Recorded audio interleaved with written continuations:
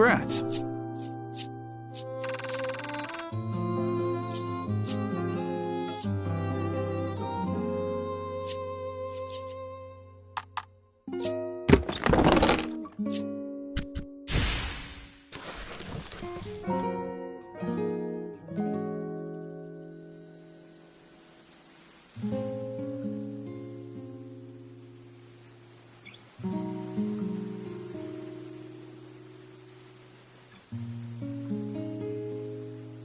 Oh, excuse me. You can't go into an island while you're still on...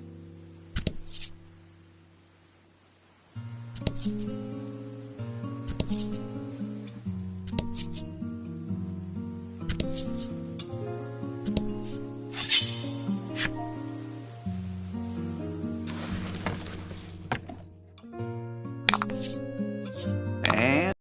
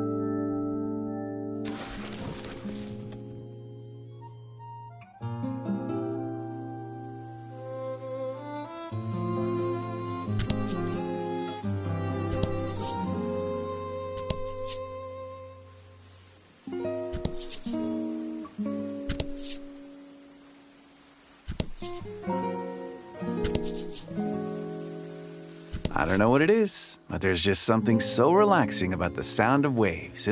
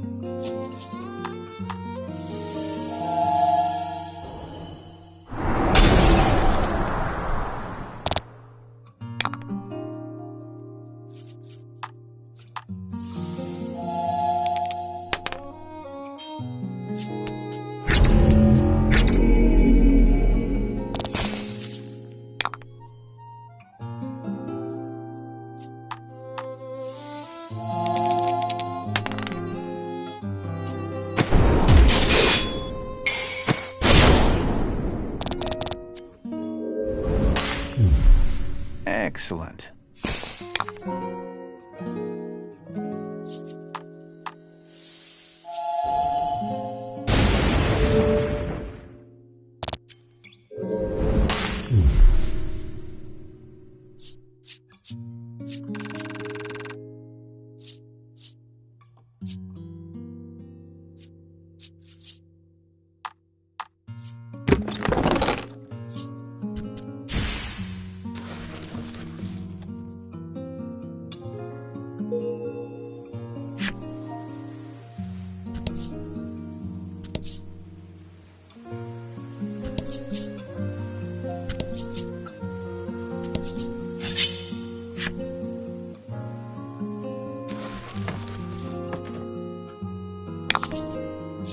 Fight him off.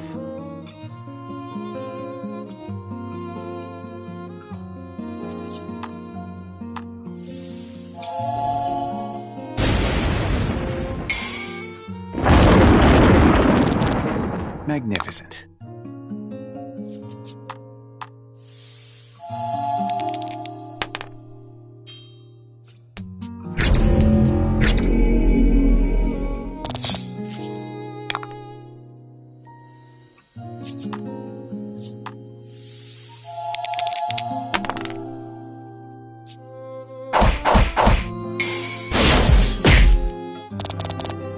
Magnificent.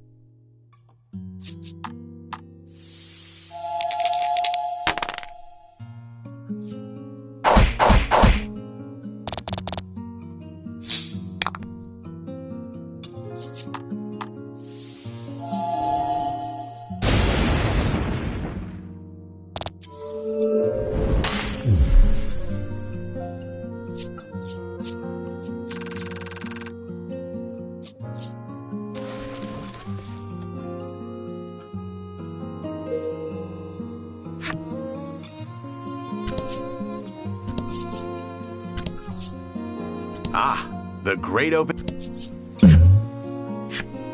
You catch Laddie stealing glances at the fishing rod on the boat. Perhaps she'd like another shot at glory.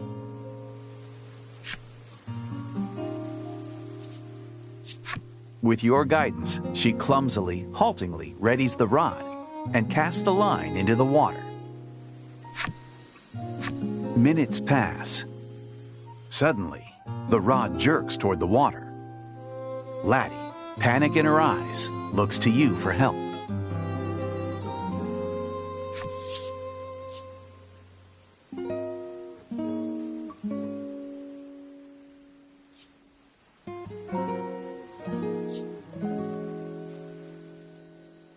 The end of the rod whips toward the water.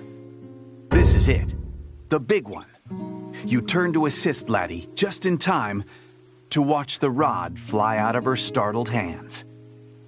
Alas, she looks up at you, her eyes welling up with tears.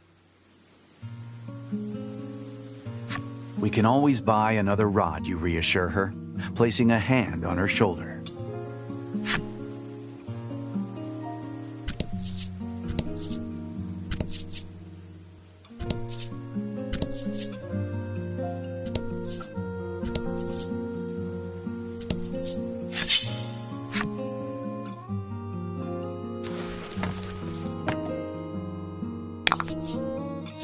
And fight.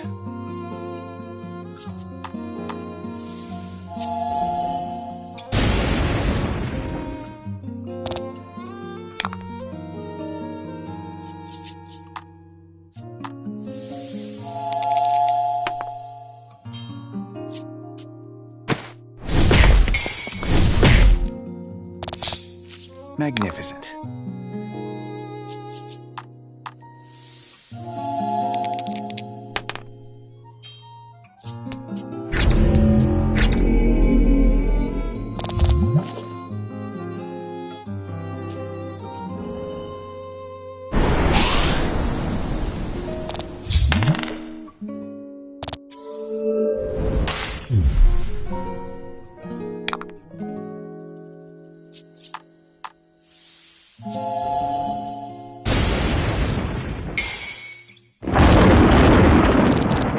Magnificent.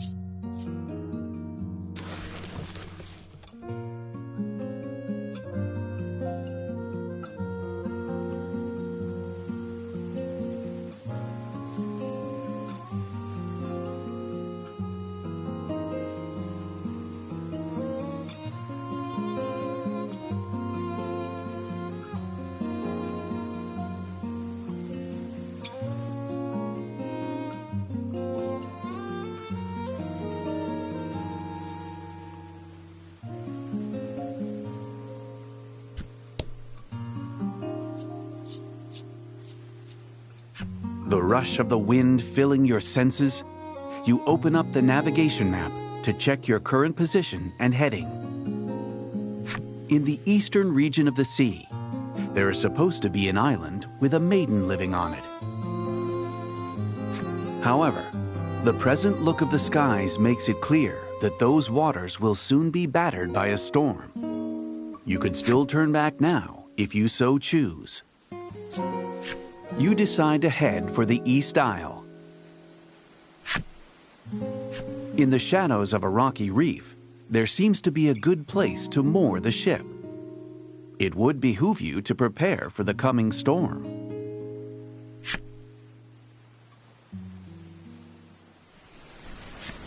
The Bon Vent creaks, swaying atop the tempestuous seas.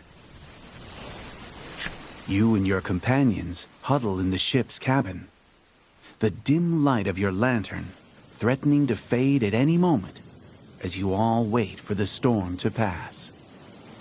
Laddie is wrapped tightly in a blanket, looking much like a large caterpillar. Your joke that the ship might sink seems to have frightened her. You don't see Lack around, but it is likely trapped inside the blanket, having fallen prey to Laddie's squeezing hug. The ship lurches. A book falls from Laddie's pack and lands on the floor near you. It's the picture book she made, the one you peeked in back at the grotto.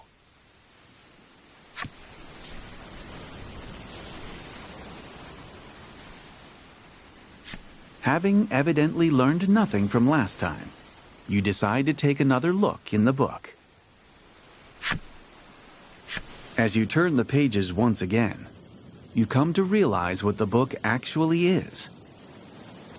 At first you thought it was just a picture book, but the first half of it actually appears to be Laddie's own diary. It's full of passages which detail Laddie's life when she was little. A time when she still dreamed of becoming a maiden.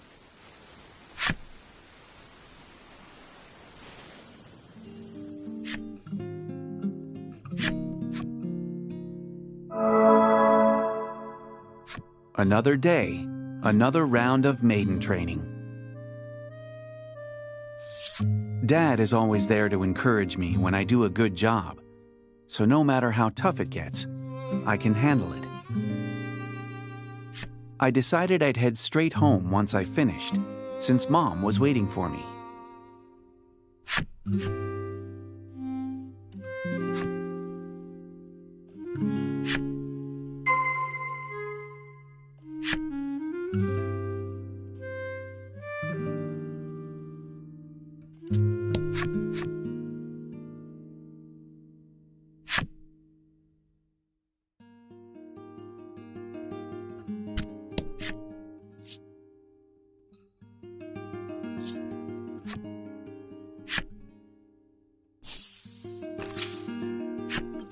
If I train super hard, all the other villagers will be happy with me.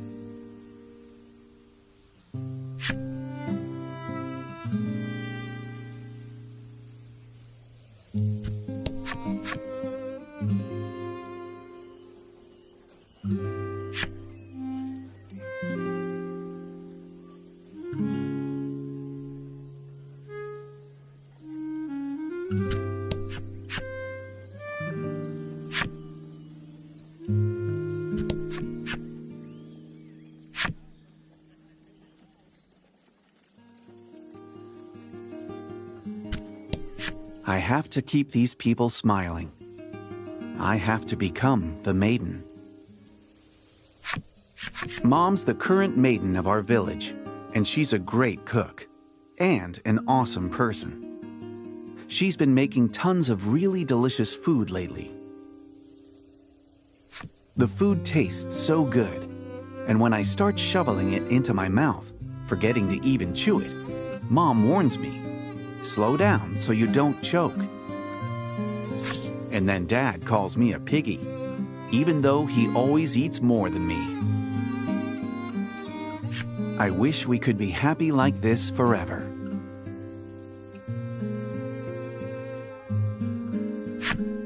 If I become the maiden and protect the village, will my family be able to stay together like this forever?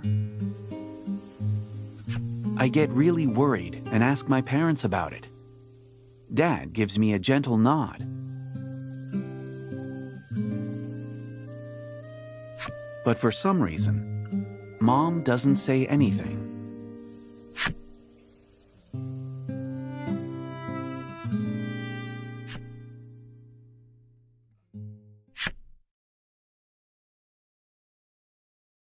Mom hasn't come home in a couple of days.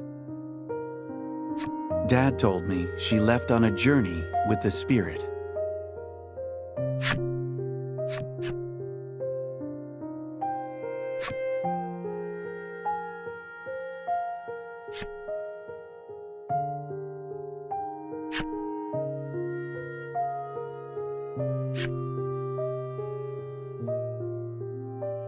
I know what Mom did was really important, but for some reason, I can't stop crying about it.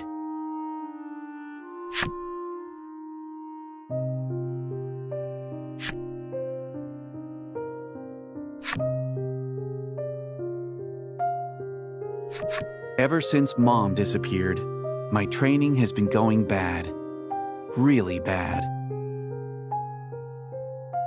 If something doesn't change, I'm not going to be able to become the maiden. I won't be able to protect the village like Mom did.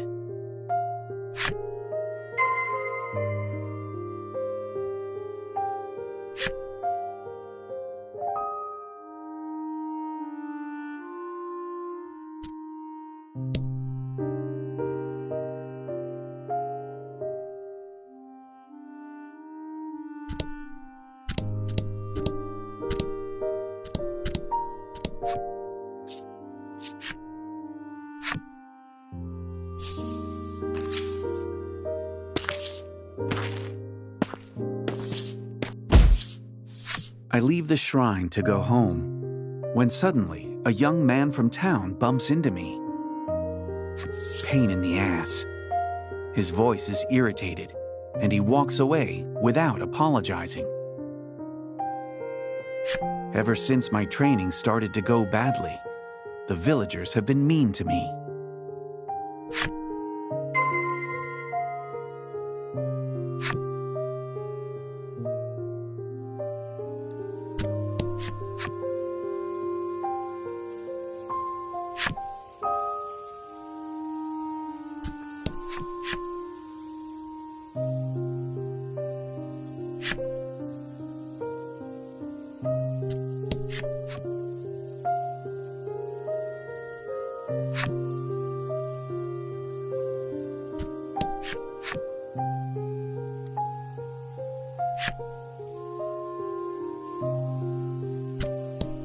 I know it's my fault. I know it's because I can't become the maiden. Not even Dad supports me anymore. He hasn't come to watch my training in a long time.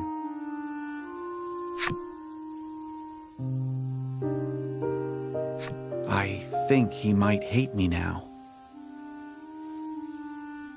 I've got to work harder so Dad will like me again.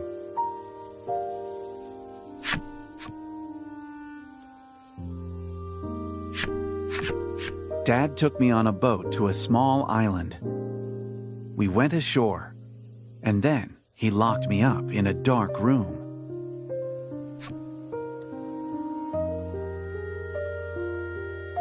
Dad abandoned me. No matter how many times I tell myself it's my own fault, I just can't stop crying. I sob and scream for him to come back. But he doesn't. And eventually, I can't cry or shout any longer.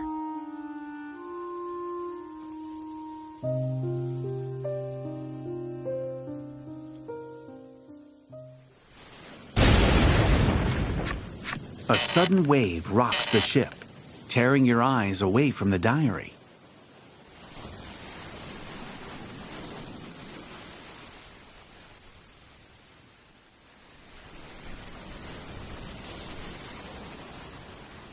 In the lantern-lit cabin, Laddie is fast asleep, still wrapped up in her blanket. You think back upon the first day you found her, collapsed on the shore of Omega Isle. Had she just escaped from the islet where she had been confined and wound up drifting ashore? Now aware of the painful memories spelled out in her diary, your heart wavers like the light sputtering in the lantern.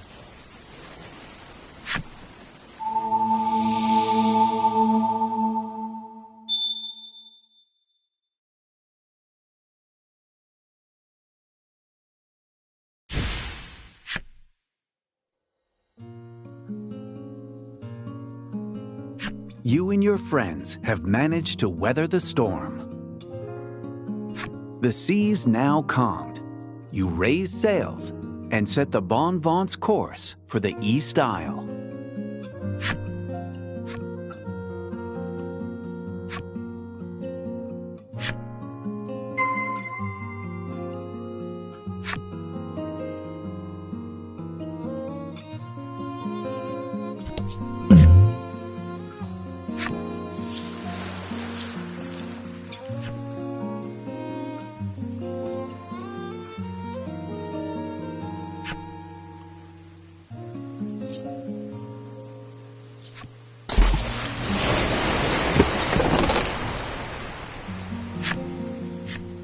A monster leaps out, enraged that you have disturbed its slumber.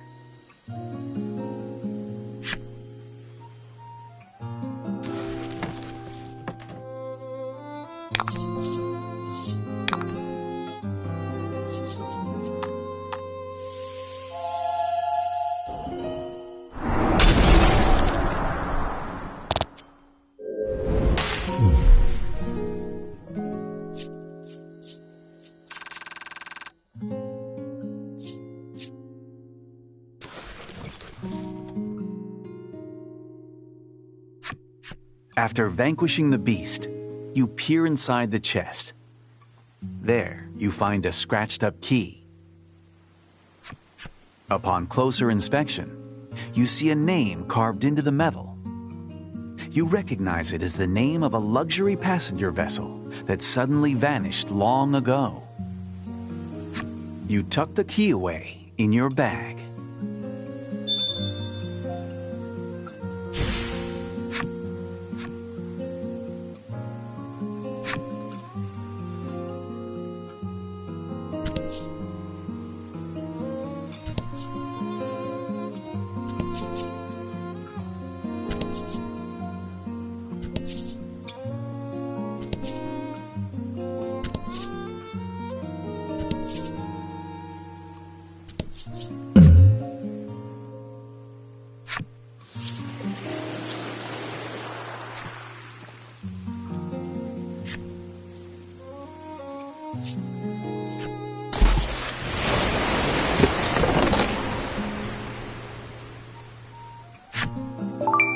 A glimmer catches your eye.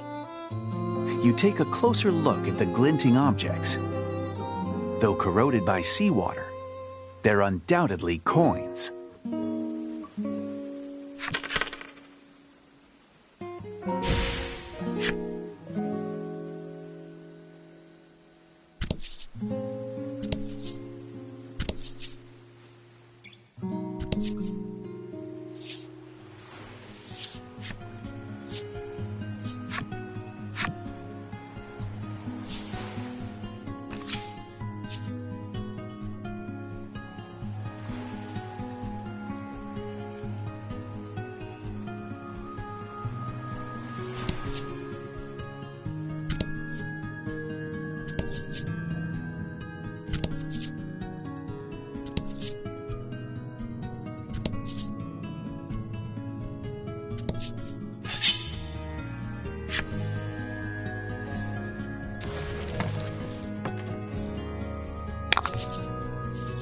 Show 'em what you got.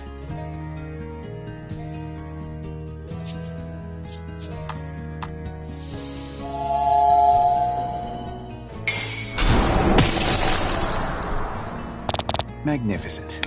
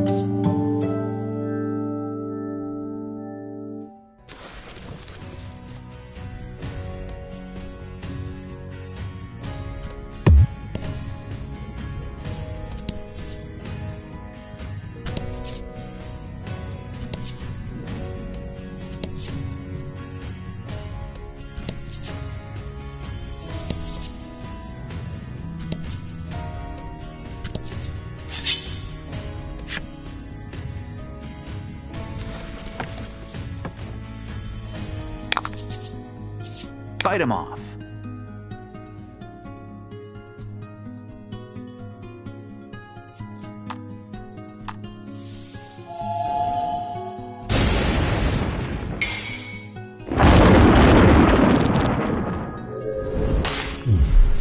Excellent.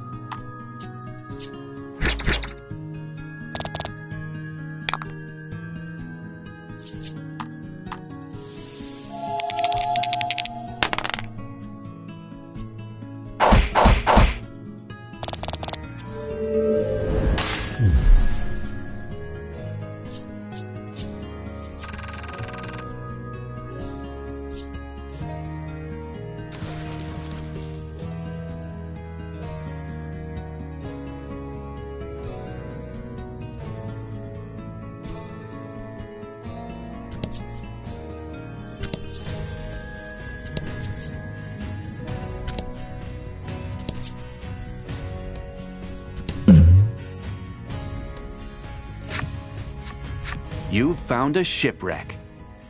As you climb on deck, you spy someone else who evidently found it before you. He stands anguished in front of a door he claims leads to the treasure hold. He tells you that he can't locate the lever responsible for opening it. If only I had some sort of stick or something that fit perfectly into the slot where the lever was, I could get in. The man is searching around for something he can use to replace the lever that operates the door. You decide that if you come across a stick or rod that could help open the door, you'll come back and give it to the man.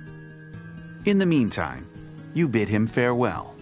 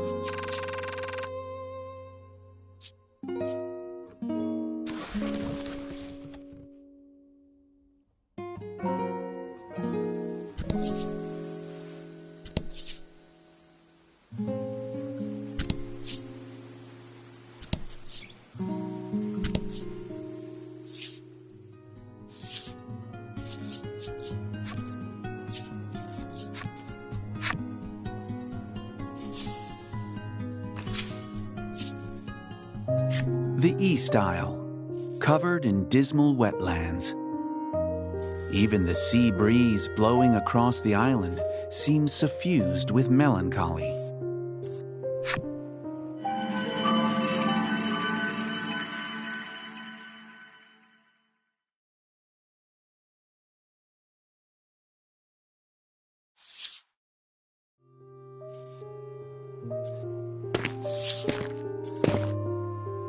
Upon docking, your party is greeted by sodden earth studded with decaying trees and greenery. You consult your navigation map for directions to the nearby village, then set out, taking extra care with your steps, lest unwary feet plunge into the mire.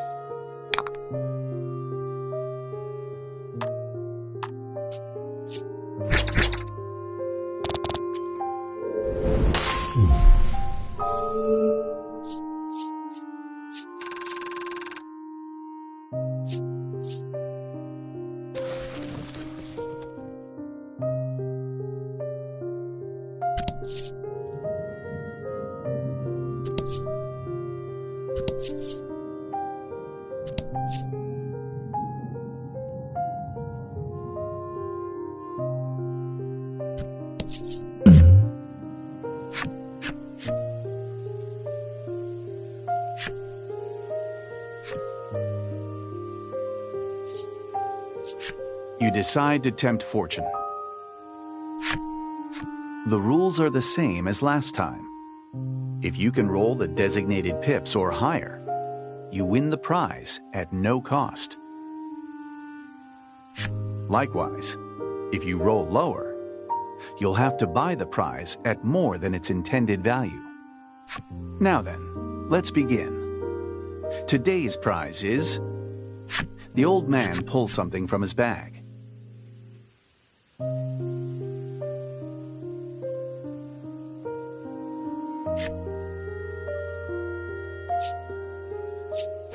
You take a die from the old man and give it a squeeze. It's do or die.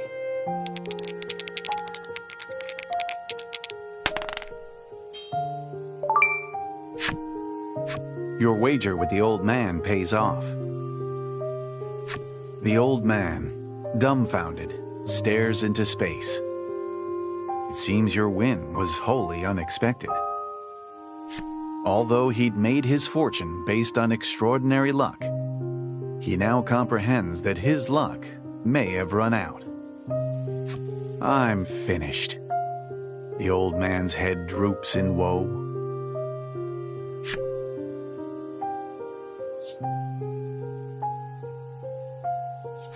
You give the despondent chap a gentle pep talk.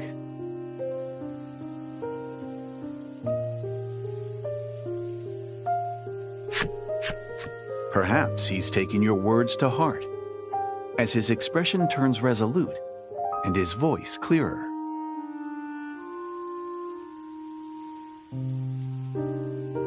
His spirits returned. The old man hands you your prize, along with something else. I'm going to start over from scratch, without relying on luck this time. Positively beaming, he bids you farewell and takes his leave.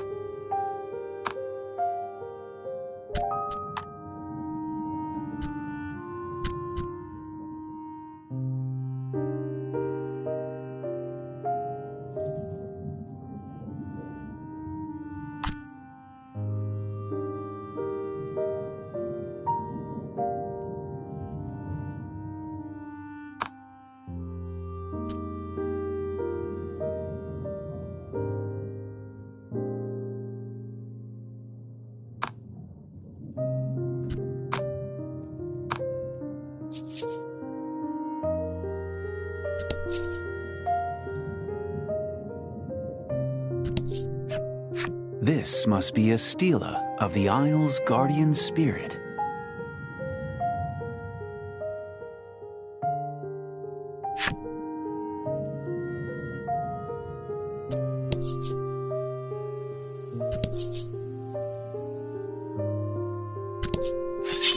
Back, I say.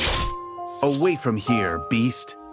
A villager waves his weapon about as he tussles with a monster. The man is clearly in danger. You decide to help him subdue the fiend.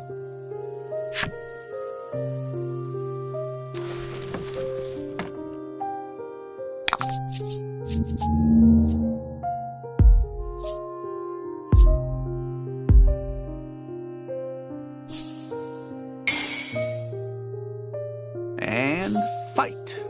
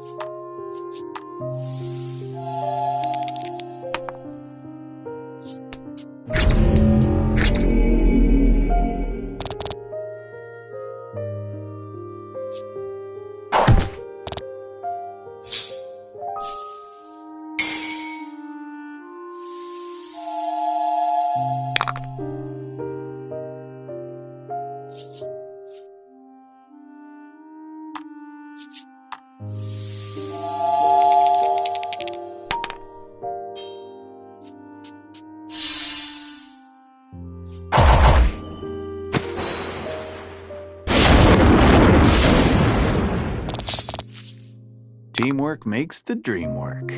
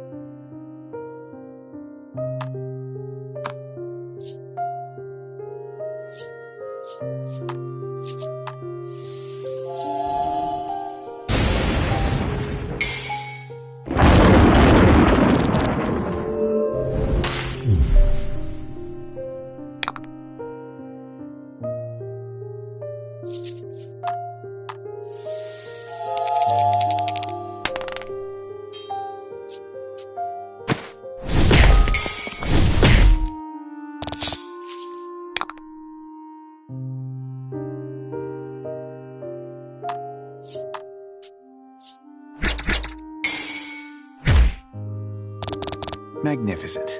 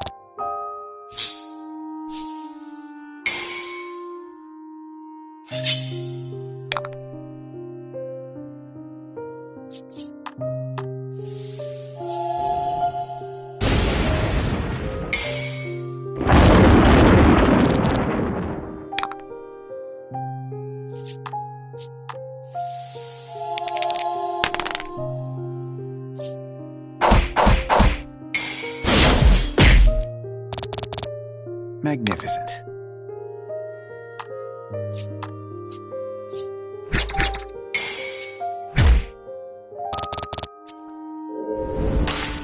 Magnificent.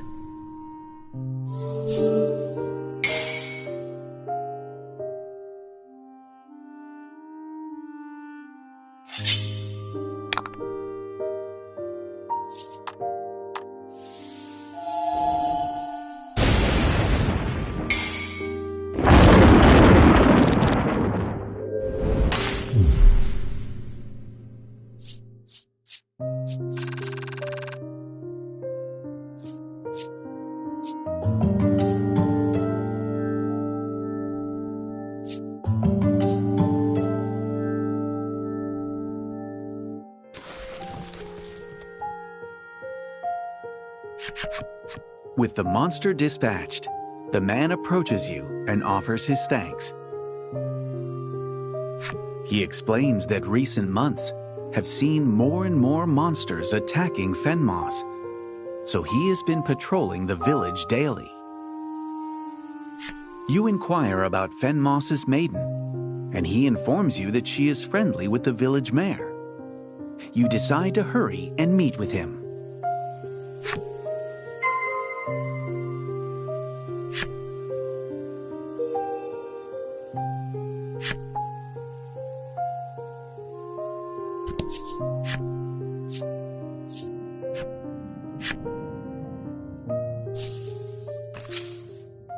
You stand in the village of Fenmoss, a settlement forced into uneasy coexistence with the surrounding wetlands. An indescribable gloom creeps into the village from the swamp.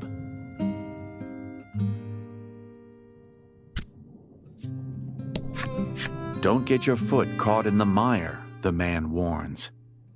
You glance down at his legs and see they're covered in mud from the knee down. Might be wise to listen to him.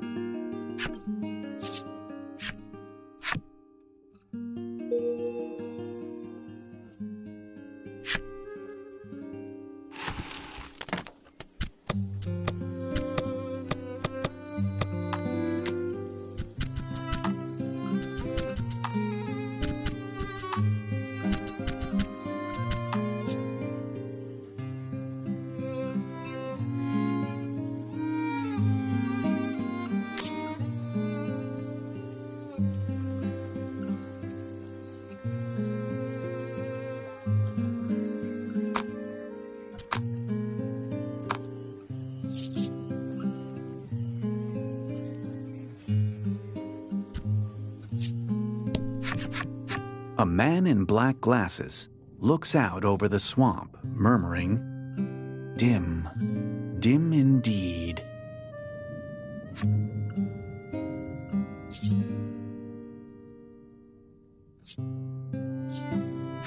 At your question, the man sighs.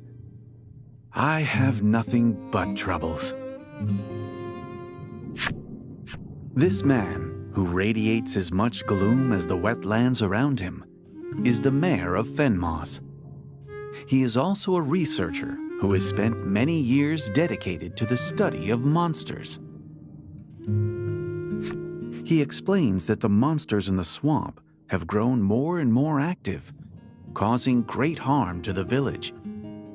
This development, according to the mayor, the Onyx Maiden has traveled northeast to the wicked wetlands to hunt the beasts. Hoping to borrow her maiden's relic, you decide to head that way as well.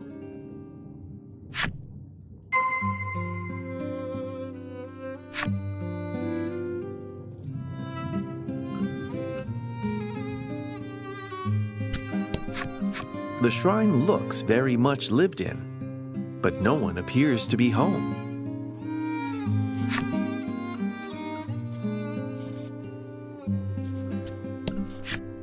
You enter the inn. The innkeeper looks at you with a blank expression. "Rest wherever you want, whenever you want. It makes no difference," she says. the words almost dribbling from her lips. No point in making money if we're all gonna die anyhow, she continues, resigned to her supposed fate.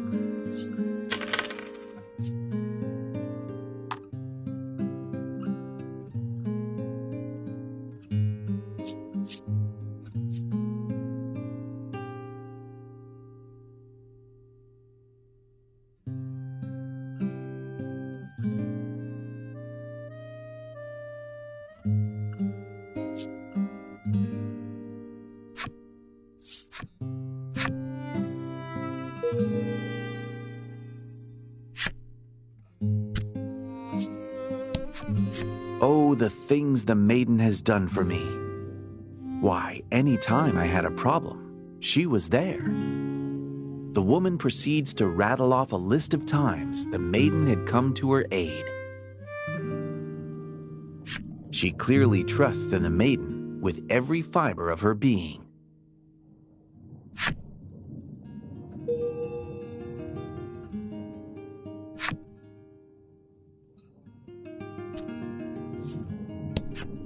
The maiden is the island's last hope, the old woman wails.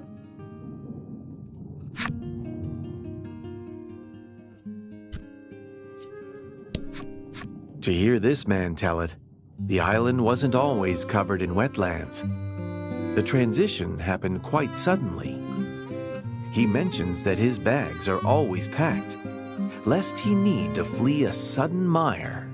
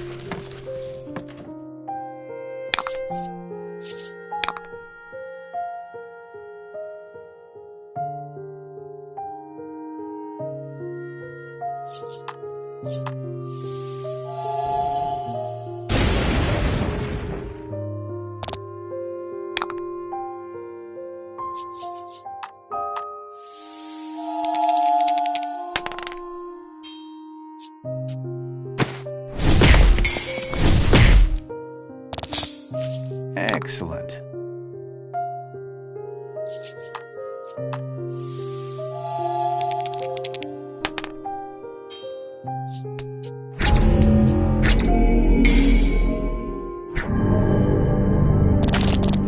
Excellent.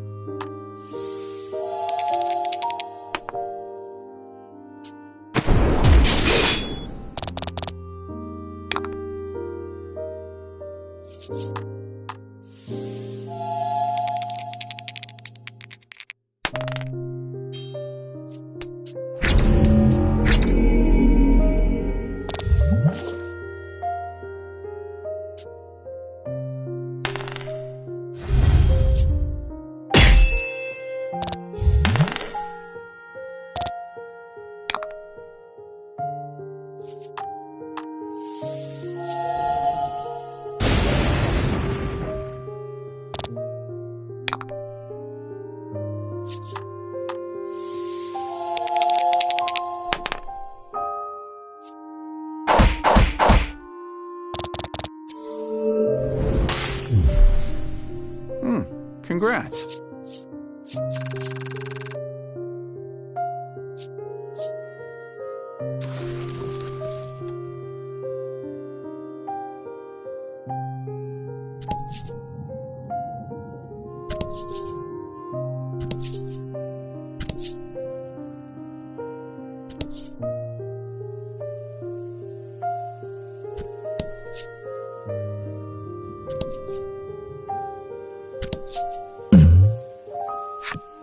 You come across an open-air stall.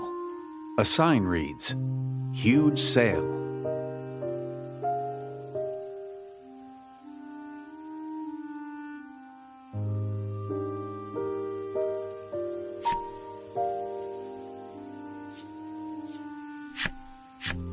As you peer into the stall, a merchant whirls around to greet you.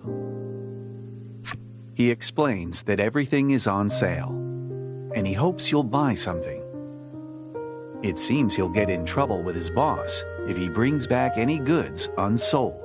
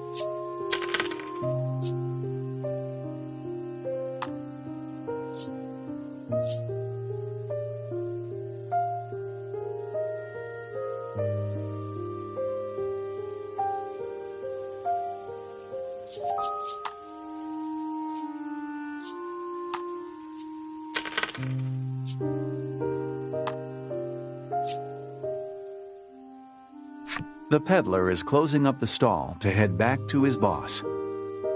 "See you another time," he says. "You cannot shop here anymore."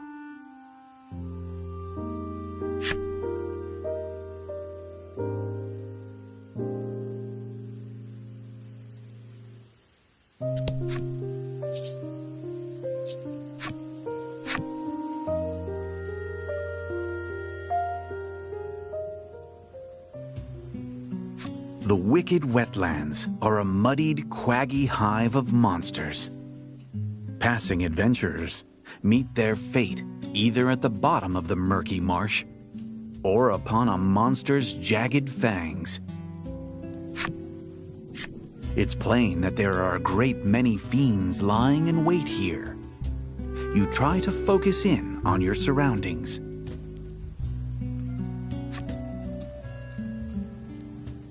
But a scream rends through the pattering rain, not far from where you stand now.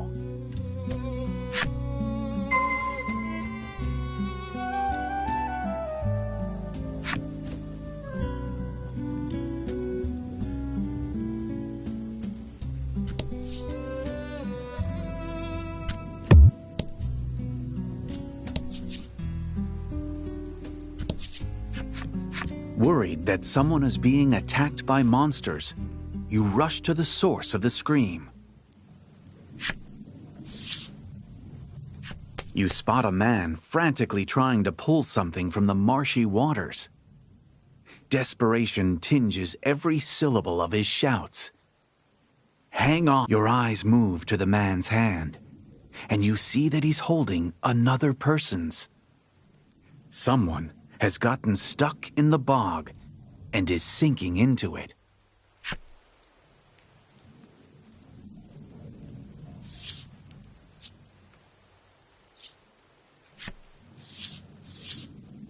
Now freed, the woman splutters and spits out mud. "I'm sorry this keeps happening," she says.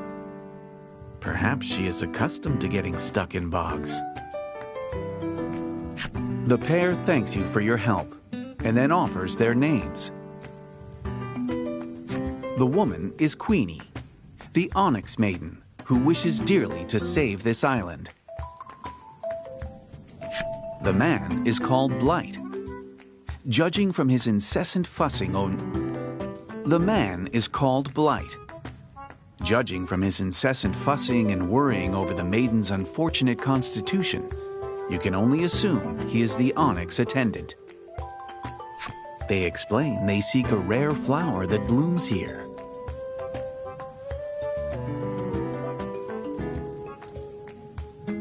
Traveling through the monster-infested wetlands is terribly dangerous for only two people. You've come this far already, so you offer to accompany them.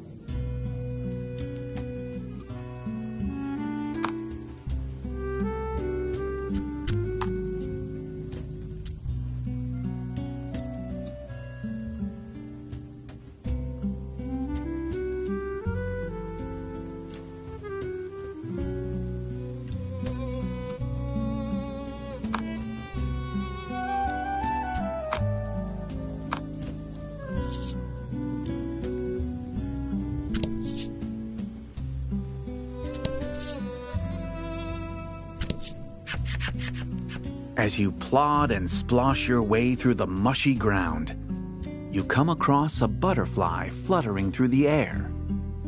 It exudes an alien glow.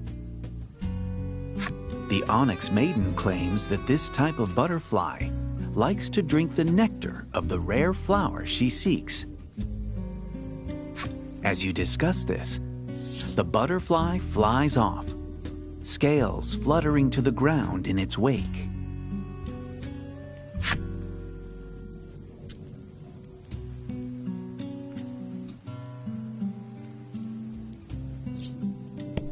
You might be able to find your way to the flower if you follow the butterfly.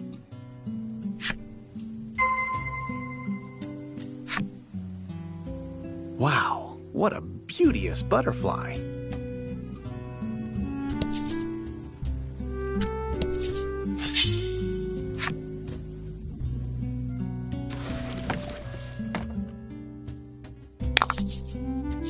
Fight him off.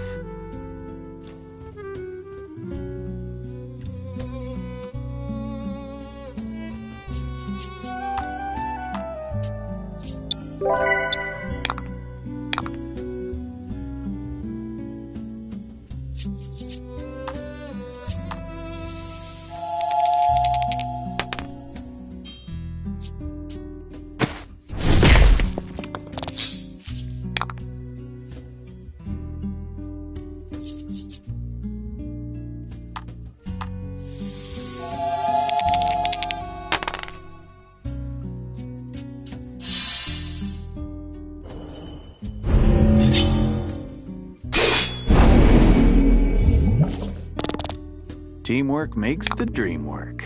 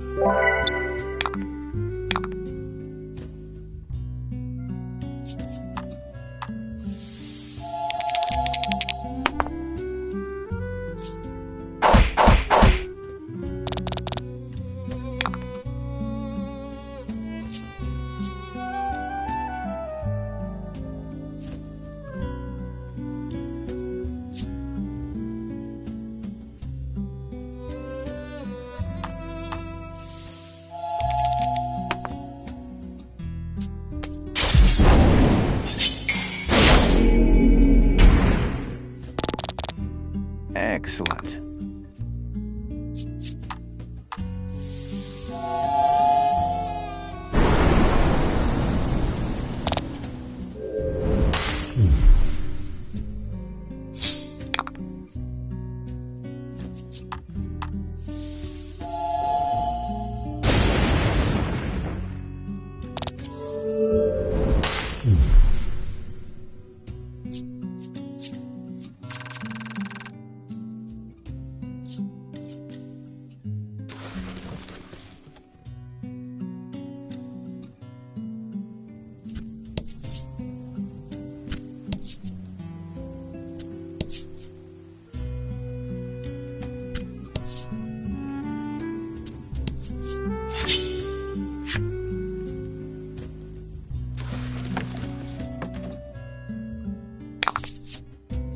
Fight him off.